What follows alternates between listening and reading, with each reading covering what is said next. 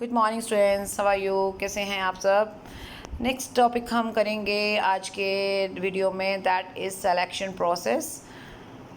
तो सिलेक्शन के प्रोसेस की बात हम करें तो उसमें definitely there are some steps to be followed. Number 1 is receiving applications. सबसे पहले हमें जितने लोगों की ज़रूरत है, ऑब्वियसली एप्लीकेशंस तो आपके पास उससे कहीं ज़्यादा आने वाली हैं, that is quite sure, because of unemployment reasons, right.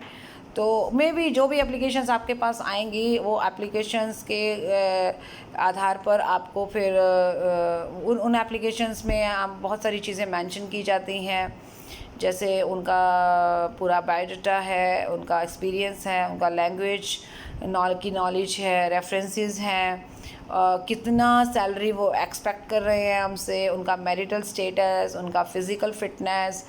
There are so many things which may be described in their application forms.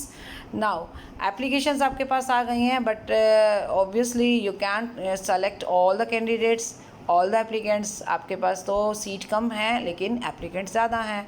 In that case, you will have to perform various selection tests. आपको कुछ test रखने होंगे जिसके आधार पर आप बहुत सारे लोगों में से अपनी पसंद के कुछ लोगों को चुन सकते हैं। अभी ये टेस्ट बहुत टाइप के हो सकते हैं, वो भी अलग अलग ऑर्गेनाइजेशन में अलग अलग क्राइटेरिया रखा जाएगा। ऐसा नहीं है कि ऑल ओवर इंडिया में सभी जगह एक ही जैसा होगा, no, it's not possible.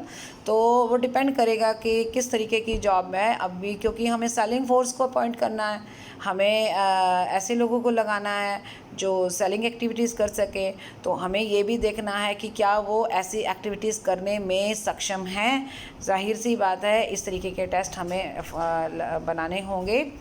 Okay, next point is के इंटरव्यू।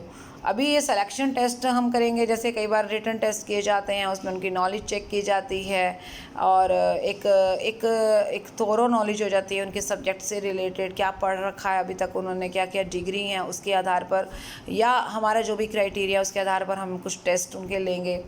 उसके बाद है इंटरव्यू। इंटरव्यू एक तरीका होता है सामने वाले पर्सन की पर्सनालिटी देखने का, उनको उसका कॉन्फिडेंस चेक करने का, उसकी लैंग्वेज पे कमांड देखने का, राइट। और ये सारी चीज़ें हम इंटरव्यू से हम चेक कर सकते हैं, ठीक है। इंटरव्यू करने के लिए बहुत सारी चीज़ों का ध्यान में रखना चाहिए, जैसे इंटरव्यू का प्लेस, इंटरव्यू का जो एनवायरनमेंट है वो बड़ा पीसफुल होना चाहिए। जो भी इंटरव्यू लेने वाला पर्सन है वो किस तरीके की तैयारी करके आएगा।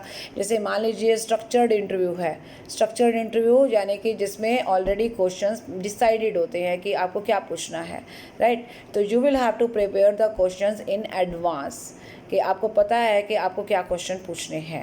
नेक्स्ट है नॉन स्ट्रक्चर्ड इंटरव्यू, जिसमें उसी समय इंटरव्यूअर अपनी मर्ज़ी से क्वेश्चंस पूछता है। डेफिनेटली वो सब्जेक्ट से रिलेटेड होंगे या जो भी एक सराउंडिंग जो भी ऑर्गेनाइजेशन से रिलेटेड है या जो भी आपके काम से रिलेटेड है, तो वो क्वेश्चंस प्री डिसाइडेड नहीं होते, वो एट दैट मोमेंट डिसाइड किए जाते हैं, राइट। तो क्वेश्चन का कोई पहले लिस्ट बना ही नहीं जाती। रेफरेंस चेक की बात करते हैं। आप के पास अगर कोई कैंडिडेट इंटरव्यू देने के लिए आया है तो ऑब्वियसली उस कैंडिडेट की रेफरेंस चेक भी होगी कि उस पर्सन ने पहले कहाँ काम किया है, उसका क्या कैरेक्टर है, उसने अगर पहले कोई जॉब छोड़ी है तो क्यों छोड़ी है, what was the reason behind that, और उसने कहाँ से एजुकेशन ली है, और उसका बिहेवियर कैसा था। तो जो लोग उनको सोसाइटी में या कोई ऐसा जानता है तो उस पर्सन के थ्रू भी आप इस पर्सन की एक तरीके से चेक कर सकते हो कि ये कैसा पर्सन रहा होगा। मेडिकल और फिज़िकल फिटनेस, तो ऑब्वियसली जब आपको लोगों से मिलना जुलना है तो आप फिज़िकली फ़िट होने चाहिए। आपको एक स्थान से दूसरे स्थान पे जाना है तो डेफिनेटली आपको कोई भी इस तरीके की फ़िज़िकल प्रॉब्लम ना हो, मेंटल प्रॉब्लम ना हो, ठीक है ना, कोई ऐसा डिसीज़ ना हो जो कंटेजियस हो, जो फैलता हो इस तरीके से। जैसे कई तरीके के डिजीज़ होते हैं जो एक पर्सन से दूसरे पर्सन में स्प्रेड होते हैं। ये सारी चीज़ें आपको देखनी है। Next is selection and placement. अब आप उन सारे टेस्ट के आधार पर जो है उनका सिलेक्शन करेंगे और सिलेक्शन करके बाद उनका आप जो है वो प्लेसमेंट करेंगे, यानी उनको बताएंगे कि उनका क्या काम है। और इस तरीके से एक ये आप उनका सिलेक्शन का काम पूरा करेंगे। ठीक है, ओके। अभी सिलेक्शन के लिए जो भी टेस्ट की मैं बात कर रही थी, वो एक बार उन टेस्ट के बारे में हम बात करते हैं। तो डेफिनेटली सिलेक्शन के लिए सभी ऑर्गेनाइजेशन के डिफरेंट क्राइटेरियाज हो सकते हैं।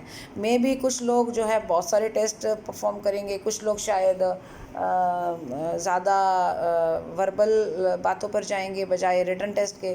तो हम देख लेते हैं कितने तरह के टेस्ट वो ले सकते हैं। जैसे एक है इंटेलिजेंस टेस्ट। इंटेलिजेंस टेस्ट में आपका मेंटल लेवल, आपकी लॉजिकल रीजनिंग, आपकी मेमोरी पावर कितनी है, ये सारी चीज़ें चेक होती हैं। आपने जो सब्जेक्ट पढ़ रखे हैं, जो डिग्री आपके पास है, उसके बारे में आपकी नॉलेज, ये सब चीज़ों का टेस्ट लिया जाएगा। इंटरेस्ट टेस्ट में देखा जाएगा कि आपका इंटरेस्ट किन चीज़ों में है।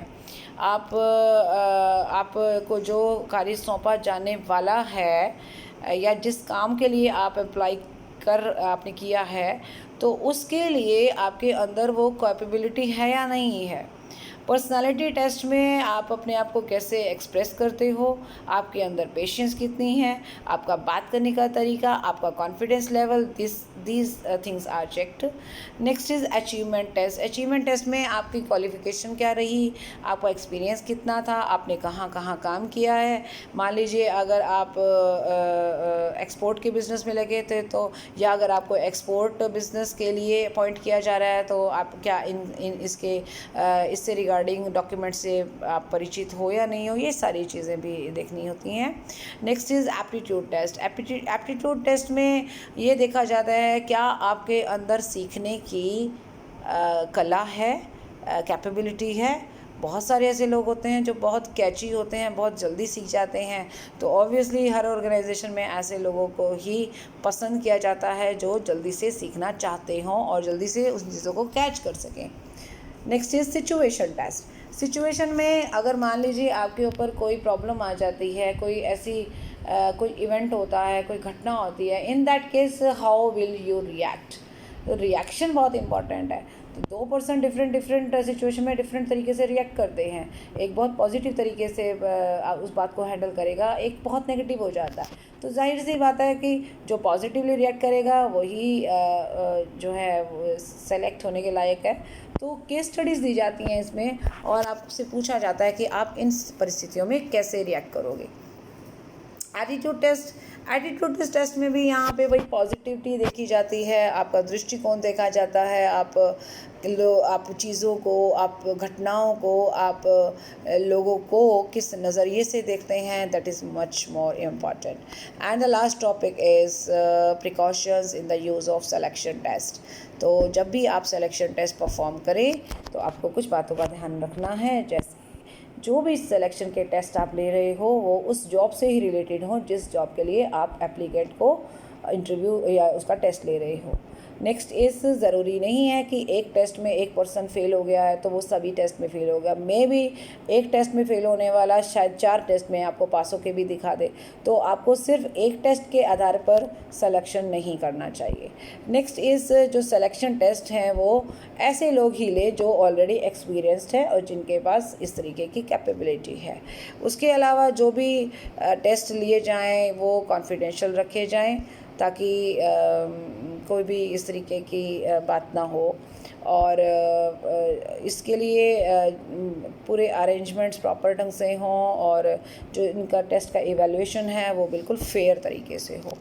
Right, in this case you can see that you will get the required selling force and the perfect person for your job. Thank you so much. Bye bye. Take care.